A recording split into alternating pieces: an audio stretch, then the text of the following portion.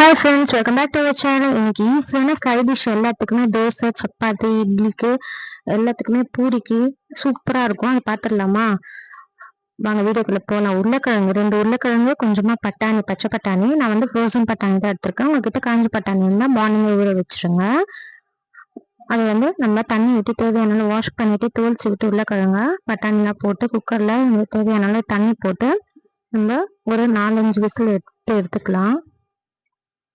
இப்போ ஒரு மிக்சி ஜாரில் ஆனியன் வந்து ஒரு மீடியம் சைஸ் ஆனியன் வந்து நான் கட் பண்ணி எடுத்துருக்கேன். இது வந்து ஒரு 2 பேர் சாப்பிட்ற மாதிரி அளவு பண்ணுறேன். ஆனியன் வந்து பேஸ்ட் மாதிரி பண்ணி எடுத்துக்கலாம். இப்போ பாருங்க, இந்த அளவுக்கு பேஸ்ட் ஆகிடுச்சு. இப்போ இது மேலேயே தக்காளியும் போட்டுக்கலாம். 2 தக்காளி, சின்ன தக்காளி போடுறேன்.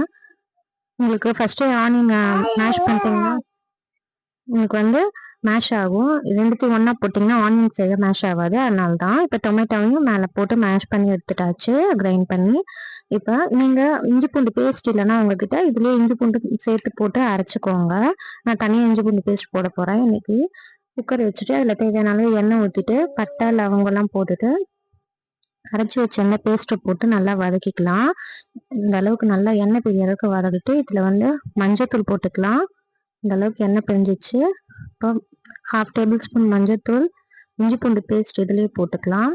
போட்டு நல்லா வதக்கிட்டிங்கன்னா அந்த பச்சை வாசனை போயிடும். இப்போ ரெட் சில்லி போடுற காரத்துக்கு தனியாத்தூள் ஒரு ஸ்பூன் போடுறேன். உங்களுக்கு வேணுன்னா நீங்கள் அரைக்கும் போது பச்சை மிளகா கூட போட்டு அரைச்சிக்கலாம். அரைச்சிட்டு இதெல்லாம் நல்லா கொதி வர நல்லா எண்ணெய் பிரிஞ்சு கொதி வர அளவுக்கு கொதிக்க விடுங்க. இந்த அளவுக்கு நல்லா கொதிச்சதும் நம்ம இப்போ இதில் நம்ம மேஷ் பண்ணி வச்சுருக்க உருளைக்கிழங்கு பட்டாணியும் இதில் போட்டுடலாம். நான் உருளைக்கிழங்கு வந்து 1 பாதிமாக தான் மேஷ் பண்ணுறேன். உங்களுக்கு வேணுன்னா ஃபைன் பேஸ்ட்டாக கூட மேஷ் பண்ணிக்கலாம். இப்போ தேவையான அளவு உப்பு போட்டுக்கலாம். இது நல்லா கொதிக்க விடுங்க. ராஸ்மெல் போகிற அளவுக்கு நல்லா கொதிக்க விட்டிங்கன்னா ஒன்று சேர்ந்துடும். இப்போ இந்த அளவு கொதிச்சதும் மேலே வாசனைக்காக கரம் மசாலா போடுறோம். கரம் மசாலா போட்டிருக்கிறதால ஒரு 2 மினிட்ஸ் கொதிச்சா போதும்.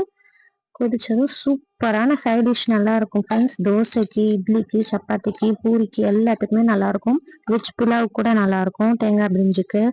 மறக்காமல் ட்ரை பண்ணி பார்த்துட்டு எப்படி இருந்துச்சுன்னு கமெண்ட் பண்ணுங்கள். கொத்தமல்லி தூவி இறக்கினா சூடாக சும்மா தோசைக்கு ஊற்றி சாப்பிட்டா சூப்பராக இருக்கும். பாய் ஃப்ரெண்ட்ஸ், வீடியோ லைக் பண்ணிக்கோங்க, நம்ம சேனலை சப்ஸ்கிரைப் பண்ணிக்கோங்க. வீடியோவை ஃப்ரெண்ட்ஸ் அண்ட் ஃப்ரெண்ட்ஸ்க்கு